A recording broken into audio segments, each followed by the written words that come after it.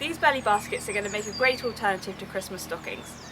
I'm going to do one, a child's themed, and make it look like a snowman, and then one for Dad, painted green with red pine cones, and then one for Mum in metallic and spray some silver stars on them. For Dad's belly basket, I'm going to spray the bottom half green.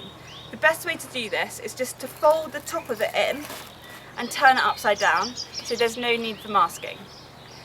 Then make sure you've shaken the can well. It says on the back to shake for a minute, which I've already done, so I'm ready to start spraying.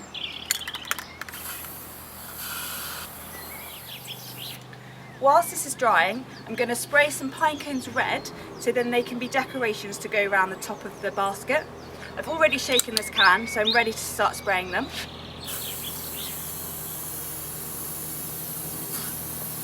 Like the last one, I've already folded this one in half and turned it upside down. This one's going to be for Mum, and I'm going to spray the bottom of this in silver metallic. I've already shaken the can, so I'm ready to go. Now that the bottom is dry, I'm going to add the stars around the top. I've cut out a stencil using an old cookie cutter, and I'm wearing gloves because I'm going to have to hold it on, and my hands are quite close to where the paint is, and I don't want to get covered. I've already shaken the can, so I'm ready to go. If you try and do it from a distance, it should give a better shape. And just a couple of sprays, it gives you the star shape. My final belly basket is for a child. I'm going to spray it all white and make it look like a snowman. I've bought some black pom-poms for the eyes and the mouth, and then made an orange one for the nose. I've done that by wrapping orange wool around these templates loads and loads of times. I've already shaken the can, so I'm ready to start spraying. These are all sprayed and dried now, so I'm just going to add the finishing touches. For the green one, the pine cones look really good, and I've just added some garden wire and wrapped it round and twisted round the top, and I'm simply just going to hook it over the handle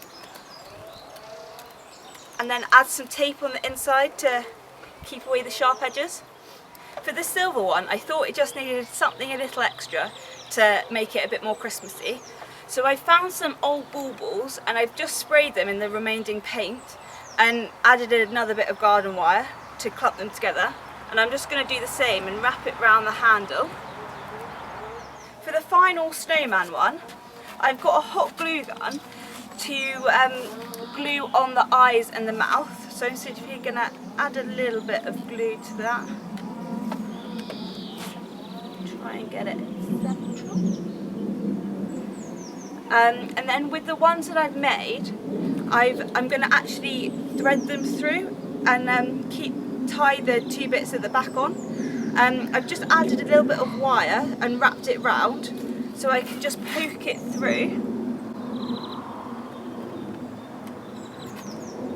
and it will bring the end of the wool through. And I'll do that with the other side and then tie it at the back.